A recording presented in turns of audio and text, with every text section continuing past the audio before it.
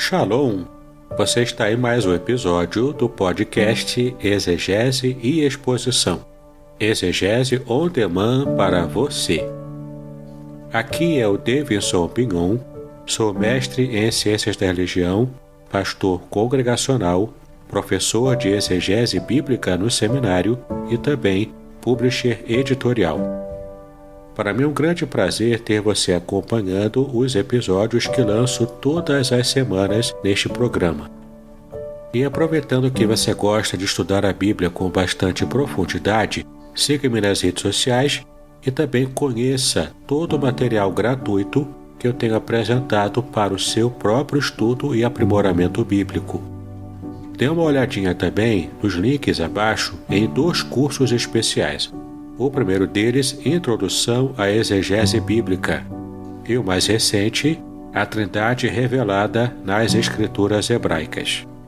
E no episódio de hoje você poderá acompanhar uma mensagem muito especial que trará grande enlevo espiritual para a sua vida.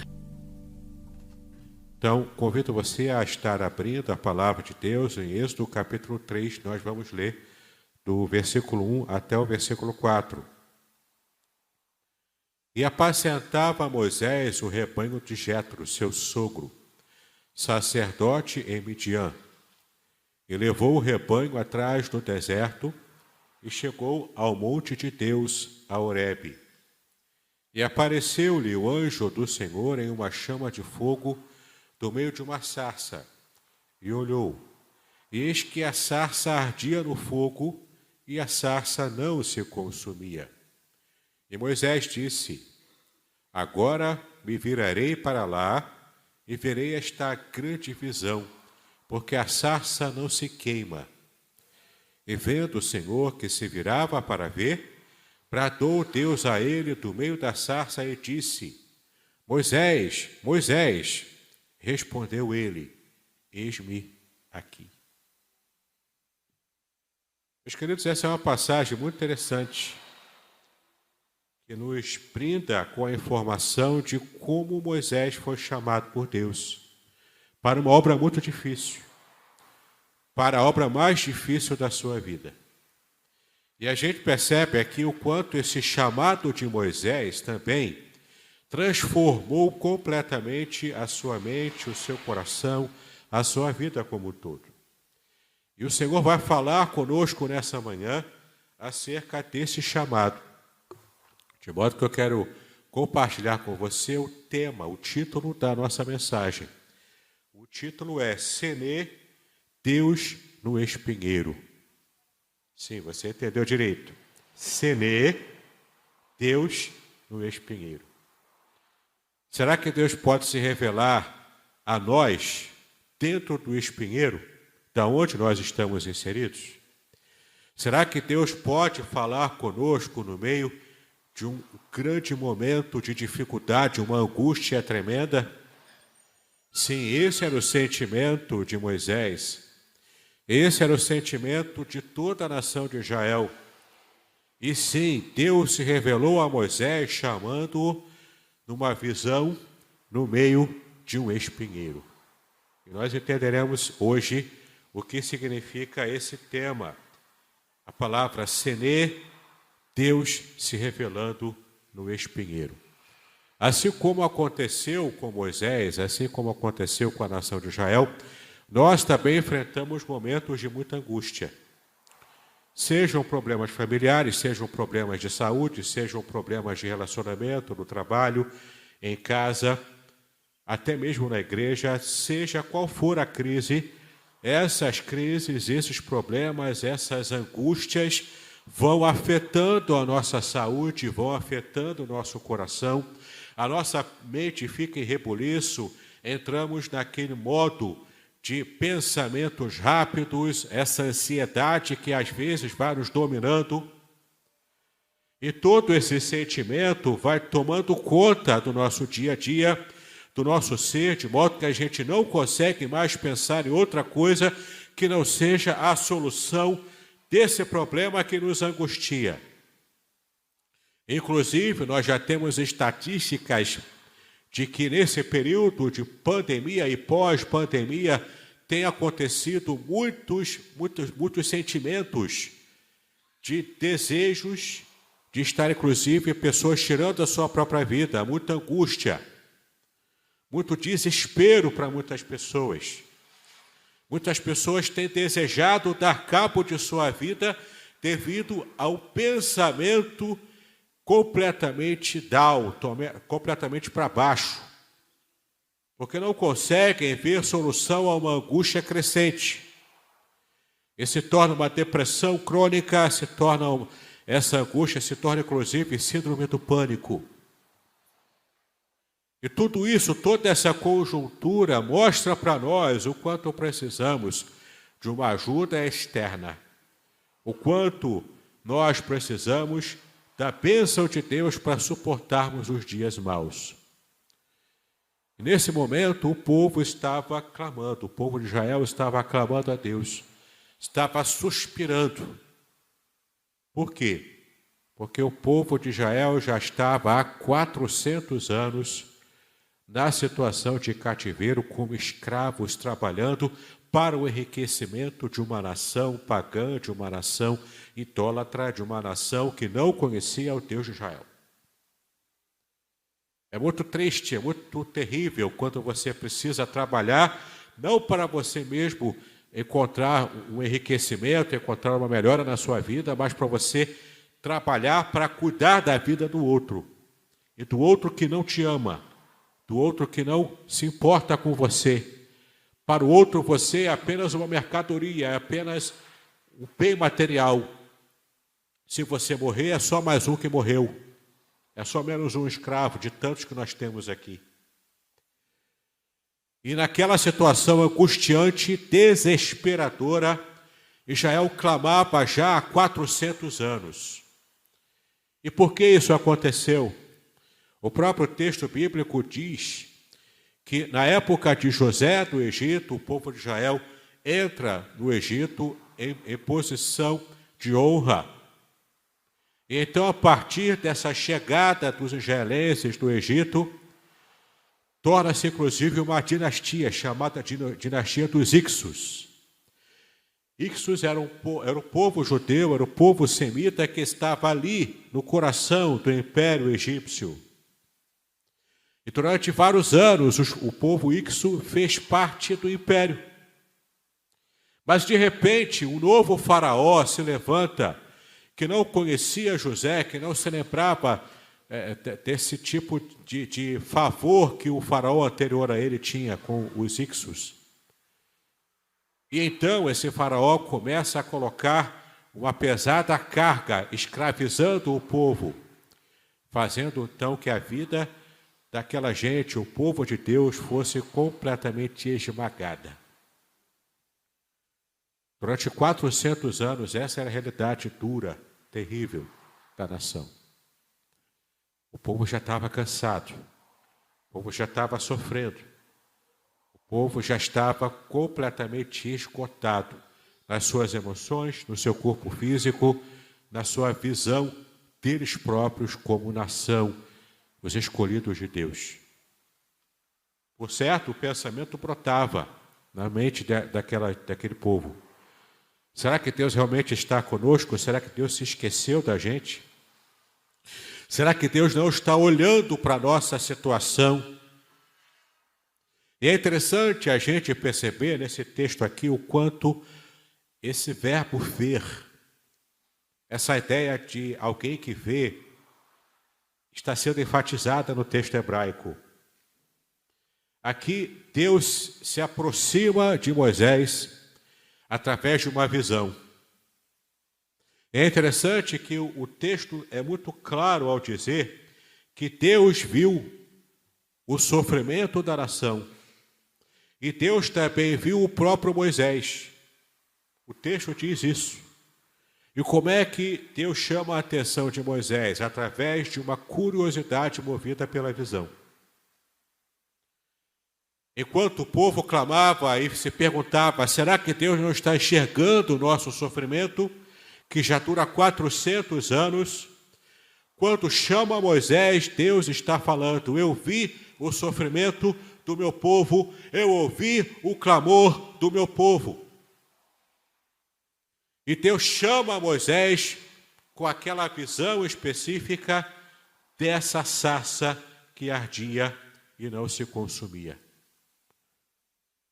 Moisés, então, pastoreando o rebanho do seu sogro Jetro, já aqui no versículo 1 diz que ele fez, o que ele fez? Ele estava levando esse rebanho para pastar atrás do deserto. Qual era o objetivo dele em fazer isso? Em se destacar. Ele estava se destacando, levando o seu rebanho, o rebanho do seu sogro, para estar pastando em um ambiente destacado, fora de campos de outras pessoas, para que não houvesse nenhum tipo de problema de ele estar colocando o seu rebanho para pastar em campos alheios. Se algo acontecesse, alguém reclamasse, olha, você está bebendo da água do meu campo, você está trazendo o seu rebanho para pastar no meu campo. Isso dava briga, isso dava problema, isso dava gerava inclusive morte. Então, para poder não ter problemas com isso, aquele posicionamento ético que Moisés estava tendo naquele momento, muito provavelmente por orientação do seu sogro Jetro. Então Moisés leva o rebanho do seu sogro para pastar num lugar destacado, num lugar isolado, em que ele tinha certeza de que não teria problemas de estar levando o rebanho para pastar em campo alheio. Então, com essa atitude, com esse objetivo em vista, ele destacado, sozinho, o rebanho lá se alimentando, ele esperando o rebanho pastar, ele então percebe, nessa visão especial, que também num lugar diferente, destacado, fora ali daquele ambiente, do pasto do rebanho de Jetro, ele então olha e percebe esse espinheiro. A sarça é um espinheiro. Eu fiz aqui um levantamento de que, muito provavelmente, essa planta, conhecida como sarça, como espinheiro, provavelmente era a moreira silvestre negra, cujo nome científico é Rubus sanctus, em latim. Essa árvore, ela é interessante porque ela é uma moreira, portanto, produzia a amora. Era uma amora que começa a vermelha e depois, com o tempo, ela vai empretecendo, ela vai ficando negra. E aqui temos algumas questões muito interessantes, porque a palavra que aparece no original em hebraico para esse arbusto, para esse espinheiro, é justamente senê. A palavra senê em hebraico significa literalmente espinho. E aqui já começamos a fazer conexões. Deus se revelando a Moisés no meio de um espinheiro, de uma sarça, que produzia frutos. Fruto vermelho, que aponta para o sangue de Cristo. E esse espinheiro também aponta para o momento crucial também nos sofrimentos do Senhor Jesus, em que pegam uma coroa de espinhos, encravam aqui na fronte do Senhor Jesus. E isso produz um sofrimento, uma dor insuportável, um sangramento, uma hemorragia, porque todos os vasos sanguíneos aqui da cabeça estavam aqui, sendo jorrados. Todo o sangue estava sendo jorrado quando colocaram com violência aquela coroa de espinhos. E então percebemos aqui Deus se revelando a Moisés através desse espinheiro que produzia fruto, mas algo sobrenatural estava acontecendo, porque nesse espinheiro especial que Deus escolheu para estar se revelando a Moisés, ele estava, então, mostrando para Moisés o quanto ele estava atento ao sofrimento do povo, porque o sofrimento é atrelado a essa ideia do espinho. O espinho provoca o sofrimento. E é muito significativo Deus falar com Moisés através dessa visão inicial que ele coloca para que Moisés esteja percebendo a presença dele. E depois, então, Deus fala com ele no meio do sofrimento do seu povo. Era uma visão bastante clara para Moisés o que estava acontecendo. E muito provavelmente a palavra sené, em hebraico, significa espinho, é a raiz que brotou depois o nome do monte chamado Sinai. E quando você percebe, os rabinos perceberam isso, de que quando você olha para essa cordilheira chamada Sinai, lá na Arábia, próximo ao Egito, quando se olha para essa cordilheira desse monte chamado Sinai, você percebe ali que ele tem sim um aspecto que lembra a sarça, que lembra o espinheiro. Então, olha como é interessante a conexão que Deus já estava fazendo quando chama Moisés. Ele já estava apontando para o futuro quase que imediato, mostrando onde o povo adoraria ao próprio Deus. O texto diz isso. E além disso, ele estava apontando para o modo como Deus estava olhando o sofrimento do seu povo. E temos ainda outro detalhe importantíssimo também. O quanto isso estava acalentando o coração de Moisés, porque a sarça que representa o sofrimento de Israel estava pegando fogo, que simbolizava também a presença do próprio Deus. A Bíblia diz que Deus é este. Este em hebraico significa fogo, fogo consumidor. Então você percebe Deus se revelando no meio do sofrimento, mas não consumindo o povo de Israel. O povo de Israel estava em sofrimento, mas era uma mensagem subliminar que Deus estava dando a Moisés, dizendo: o meu povo não estará sucumbindo, meu povo não estará sendo consumido por esse sofrimento, por essa luta. Eu vou preservar o meu povo. E não apenas o meu povo, mesmo você, Moisés, que é relutante, você também não será consumido, você não sofrerá dano com todo esse trabalho que faremos de libertação do meu povo. Moisés era relutante, inclusive, pesquisando ali as fontes da tradição judaica, eu percebi que eles entendiam de que Deus levou 7 dias argumentando, falando com Moisés, e Moisés se recusando durante esses 7 dias. E Deus foi trabalhando com o coração dele, foi se revelando paulatinamente a ele. Deus começa com essa visão de curiosidade, ele tem a sua curiosidade tão despertada, ele chega perto, começa a querer entender o que estava acontecendo. Então, o texto bíblico diz que Deus começa a falar com ele através do anjo, o anjo do Senhor. E depois Deus fala diretamente com Moisés.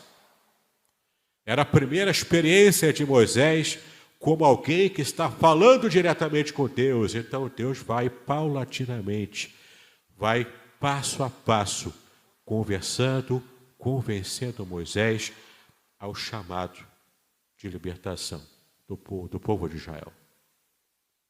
E olha que bacana também, uma fonte judaica muito comum também, o Talmud, fala sobre essa questão do espinheiro.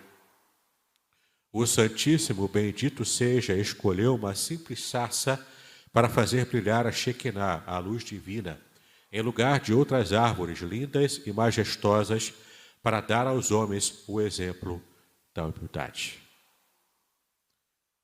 Desde todos os tempos da história, Deus trabalhando de modo simples. E com essas mensagens simples, diretas, Deus foi tratando com o seu povo ao longo da história. Inclusive, no nascimento do Senhor Jesus Cristo, ele não nasceu em berço de ouro. Não nasceu no palácio do primeiro século. Caso Deus quisesse fazer isso, ele faria Jesus nascer no palácio romano. Mas ele buscou um ambiente pobre, simples, da Galileia. Jesus nasceu lá em Belém e foi colocado numa manjedoura, o lugar onde os animais se alimentavam. Deus buscando respostas simples, em ambientes simples, para abençoar e mudar a história do seu povo. Mas olha que interessante, aqui no versículo 4, como nós lemos, onde Deus bradou a ele no meio dessa sarça, desse espinheiro. Da mesma maneira, Deus esteve tratando também com Abraão e com Jacó. Que maneira é essa? No versículo 4 diz que Deus chama Moisés, repetindo o nome dele 2 vezes. Na Bíblia, quando Deus repete o nome da pessoa com quem ele está falando 2 vezes, isso quer dizer que Deus está mostrando o seu carinho, o seu amor por essa pessoa. É um chamado suave, é um chamado abençoador com carinho para essa pessoa. Então Moisés estava aqui sendo chamado por Deus inicialmente com esse carinho, dessa forma carinhosa. No versículo 5, nós percebemos que Moisés, então, é instado por Deus a tirar as sandálias dos seus pés. E às vezes ficamos perguntando, por que Deus fez isso? Ok, o lugar era santo, porque Deus estava se revelando ali, e o lugar onde Deus se manifesta se torna um lugar santo. Mas por que essa prática de tirar as sandálias dos pés? Por que precisava estar descalço? Porque esse era o costume, na época de Moisés, desde lá, o povo egípcio, quando ele recebeu a cultura egípcia, e lá na cultura egípcia, a arqueologia já comprova isso, de que há gravuras, há achados arqueológicos que mostram que quando na cultura egípcia algum faraó, algum cidadão egípcio tinha contato com os deuses egípcios, ele era costume de tirar as sandálias e colocar do lado, e falar com o deus egípcio sem as sandálias. Era um símbolo, talvez, de pureza, de desejo de estar se despido de qualquer tipo de mecanismo humano para poder falar inteiramente com o Deus pagão, o Deus egípcio. Deus, então, faz com que Moisés entenda na cultura pela qual ele foi criado, a cultura egípcia, de que ele estava diante de Deus, do Deus Todo-Poderoso. Para Moisés, funcionaria como esse gatilho cultural, para ele entender que ali não era qualquer um que estava conversando com ele, não era uma aparição egípcia, mas era o Deus Todo-Poderoso, como o próprio Deus falou com Moisés. O Deus dos seus pais, o Deus de Abraão, de Isaac e de Jacó. Eu que estou falando com você agora. Então, Deus viu o sofrimento do povo, Deus viu Moisés, e Deus agora estava tomando uma providência. E é claro, Deus vai se revelando a Moisés. E a palavra, o nome de Deus predominante que aparece aqui nesse trecho, em todo esse capítulo 3, é o nome em hebraico Elohim. Elohim significa o Deus de toda a justiça. Portanto, quando o texto mostra aqui que Deus se revela a Moisés, e o nome que aparece em hebraico Elohim, está dizendo que era o Deus que estava querendo provocar a justiça sobre a ação egípcia contra o povo de Israel. Era o Deus que agiria com justiça contra a nação egípcia. Mas quando ele se revela a Moisés, lá no versículo 14, ele se apresenta como Yahweh, como o tetragrama sagrado, o nome pessoal de Deus, que era o nome que Deus estava tratando no contexto da aliança com a nação de Israel, e era também o nome com o qual Deus se revelava como aquele que estava agindo com misericórdia sobre Israel. Então, sempre na Bíblia que aparece Elohim, é o Deus da justiça que domina todo o universo, o Criador de todo o universo. E quando Deus se revela na Bíblia como Yahweh, como tetragrama sagrado, como o Senhor, todo em maiúscula, como aparece na sua Bíblia, ali ele está tratando diretamente com o seu povo escolhido, porque é o nome pessoal dele, e ali a ênfase é na misericórdia divina desde o Antigo Testamento. Então, para Israel, misericórdia; para o povo egípcio, severidade e a justiça, a mão pesada de Deus. Isso você percebe no modo como o texto apresenta esse chamado de Moisés. E no versículo 11 você vê então a primeira reação de Moisés. Quem sou eu para ir? Eu não sou ninguém. Moisés então tinha vários receios. Ele primeiro se considerava inapto e inadequado para estar exercendo essa missão de libertação do povo do Egito. Ele também receava falhar, pois ele achava que nem os egípcios, principalmente os egípcios, e nem mesmo o povo de Israel conseguiria ouvi-lo. Não porque provavelmente ele fosse gago. Há uma teoria de que Moisés pudesse ter sido gago. Meio estranho essa teoria. Por que eu digo que é meio estranho? Porque lá em Atos a gente percebe o próprio texto dizendo que Moisés era poderoso em palavras. Alguém gago não pode ser poderoso em palavras. Muito provavelmente Moisés não era gago. Por que então que ele coloca na frente, quando ele é chamado por Deus, ele coloca na frente essa desculpa de que ele era pesado de línguas? Pesado de língua. Por que ele diz isso? Porque já há muitos anos, há mais de 40 anos, Moisés não estava mais vivendo na corte egípcia. Ele já havia, entre aspas, desaprendido a falar egípcio. E não apenas falar a língua egípcia naturalmente, mas ele também estava destreinado em como se pronunciava, ou como ele chegava na corte, com todos os protocolos da corte egípcia para falar diretamente ao faraó. Ele estava destreinado, ele já havia esquecido. O mesmo, ainda que ele se lembrasse, ele poderia, todos os protocolos às vezes podem sofrer mudança. Ele já estava há muitos anos sem estar ali. Poderia ter mudado algum tipo de protocolo e ele não sabia.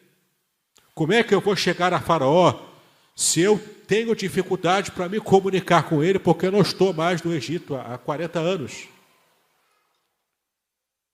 Ele se achava inapto, inadequado para fazer esse serviço. Ele, portanto, também podia pensar de que os judeus talvez não merecessem tanto assim a intervenção miraculosa de Deus, do modo como Moisés agora estava recebendo essa orientação do próprio Deus. E por fim, mais tarde, Moisés também declara de que ele considerava que o seu irmão Arão era mais apto a estar fazendo esse trabalho de liderança do povo do que ele próprio. Em outras palavras, Moisés estava quebrado, com sua autoestima lá embaixo. E você sabe o porquê. Moisés havia sido expulso da corte egípcia. Ele saiu fugido de lá, para que não morresse. Porque ele havia matado um soldado egípcio em favor de um escravo judeu. Para a cultura egípcia, isso era pena de morte, pena de traição. Ele foi contra o império para proteger um escravo de uma outra nação. Moisés não tinha como permanecer na corte. Depois de 40 anos, pode ser que inclusive já tivesse esquecido dele. Quem sabe até pensado que Moisés havia morrido no deserto.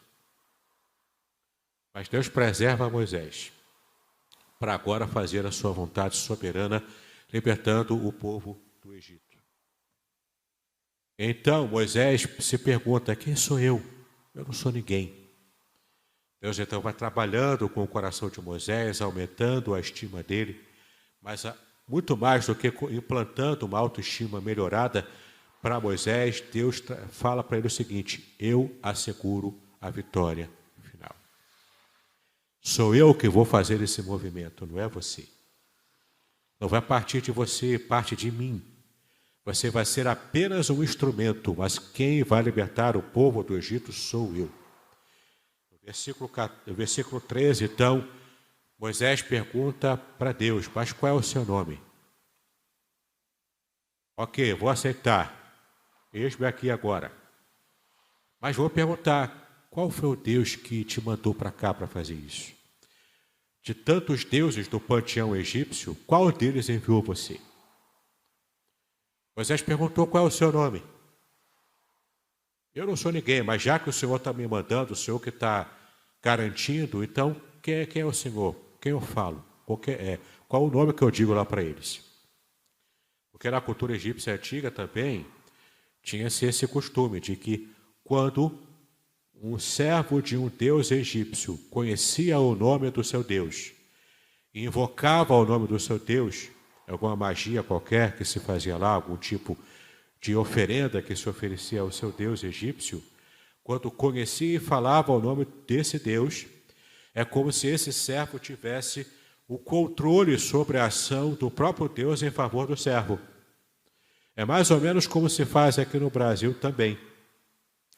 As pessoas acham aqui nessa cultura mágica que acontece aqui no Brasil, nessa magia negra que muitas vezes se pratica, as pessoas acham que porque dominam o tipo de ritual, estão controlando a ação desse espírito em favor da pessoa que faz o ritual. Essa era uma visão mágica do mundo. No mundo egípcio era assim. Moisés então diz, olha, eu vou perguntar quem é o Senhor. O que eu falo?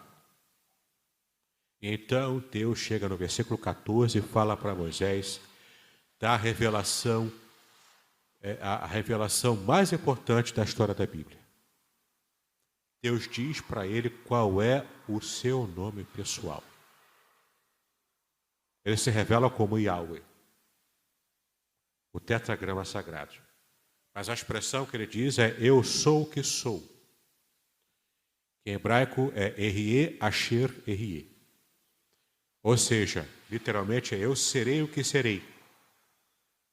Por quê? Porque no nome sagrado de Deus, Yahweh, o tetragrama sagrado, está contido ali de forma condensada os 3 verbos ser, nos 3 tempos verbais.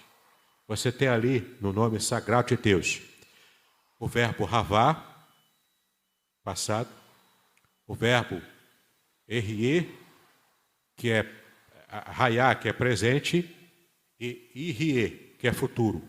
É o verbo ser no passado, no presente e no futuro. Por isso que um dos epítetos que Israel dá para Deus, quando menciona o tetragrama sagrado, é chamá-lo de o Eterno. Porque no nome do tetragrama sagrado está contido passado, presente e futuro. Em outras palavras, Deus se revela fora da ação do tempo. Deus está fora do tempo. A caixinha chamada tempo, passado, presente e futuro, Deus está fora dela. Deus é o Eterno. E Ele se revela desde a eternidade na nossa situação temporal, já que estamos como criaturas presos ao tempo. Então Deus diz para Moisés, não se preocupe, eu sou, ou seja, eu serei o que serei. Em outras palavras, eu vou agir e serei o que for necessário ser para que você consiga cumprir a sua missão, para que Israel esteja definitivamente livre do cativeiro egípcio. Deus agiu com forte mão. E no momento em que precisava ser uma chama de fogo durante a noite, Ele era. No momento em que Deus precisava ser uma nuvem para tapar o sol no meio do deserto, Deus era. No momento em que precisava abrir o mar vermelho para o povo passar a pé enxuto, Deus era. Deus agindo, sendo provedor, trazendo a provisão certeira, miraculosa, no momento em que o povo precisava. Porque Deus havia visto o seu povo. Deus havia visto o sofrimento. Deus havia ouvido o clamor do seu povo. Deus não estava indiferente ao seu povo, mas no meio do espinheiro, no meio da sarça, no meio do momento mais angustioso e sofrido, Deus levanta a sua voz, levanta Moisés, e Deus liberta o seu povo. Deus não está indiferente ao sofrimento daqueles que o amam, daqueles que o servem. Deus então se revela a Moisés como Yahweh, o Deus misericordioso para a nação de Israel, o Deus da aliança dos antepassados.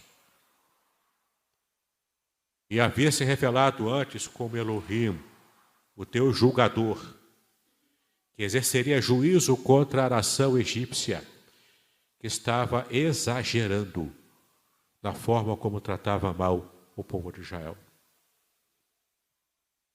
Meu irmão, minha irmã, Deus não está indiferente ao seu sofrimento. Na luta que você enfrenta, ainda que você esteja no meio de um espinheiro que te machuca, que te faz sangrar, que te faz chorar todas as noites quando você vai deitar a sua cabeça no travesseiro, quando você fica lá chorando baixinho para que ninguém veja, quem sabe até se trancando no quarto ou no banheiro para que ninguém veja você chorar. Quando você está tomando talvez o seu banho, as suas lágrimas vão se misturando com a água do banho. Mas no meio da sua luta, no meio do seu sofrimento, no meio da sua angústia, Deus está olhando o que se passa no seu coração. Deus está ouvindo o seu clamor. Deus está ouvindo o seu choro. Deus está ouvindo o soluçar quando você está simplesmente se derramando na presença dele em lágrimas. E esse tipo de sofrimento, essa angústia tem prazo de validade. Deus não vai deixar que isso seja permanente. Dura muito tempo, às vezes acontece de durar anos a sua luta. Mas Deus não está indiferente ao seu clamor. Você precisa estar perto dele. Você precisa estar próximo dele. E Deus agora está vendo a sua luta, o seu clamor.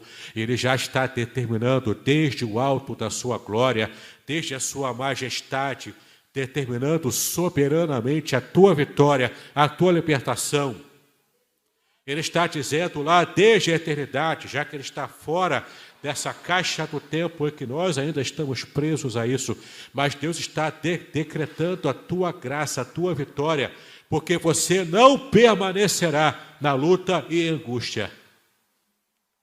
Deus está agora mostrando para você que ele se revela a você como alguém que te ama, como alguém que está completamente atrelado ao seu coração.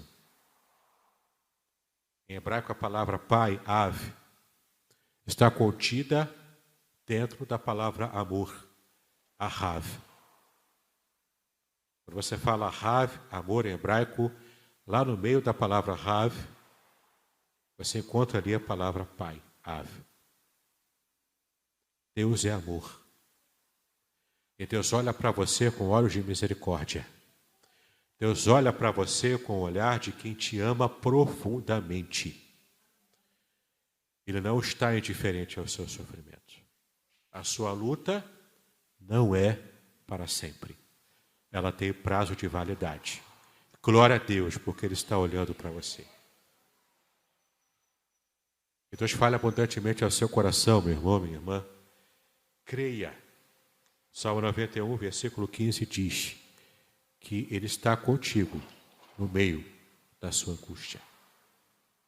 Creia nisso. E nas suas orações, coloque-se completamente na direção de Deus. Ele vai te direcionar. E o seu sofrimento vai acabar em nome do Senhor Jesus Cristo. Muito bem, agora o que eu gostaria de ver é a sua participação. Entre em contato comigo, compartilhe a sua experiência comigo e quem sabe até se você enviar em formato de áudio, eu possa aproveitar a sua experiência para apresentar no próximo episódio do podcast Exegese e Exposição. Eu sou Davidson Pignon e eu ajudo pastores e líderes cristãos a fazer estudos bíblicos da igreja, sem terem problemas com interpretações erradas. Se você então está pensando em compreender a sua Bíblia com segurança, não deixe de assistir a mais episódios como este aqui. Então, assine o canal, acione o sininho, curta, comente e também compartilhe. Ajude-me a ampliar o alcance com estudos bíblicos de qualidade na internet. Que Deus abençoe os seus estudos, paz e bênção sobre a sua vida.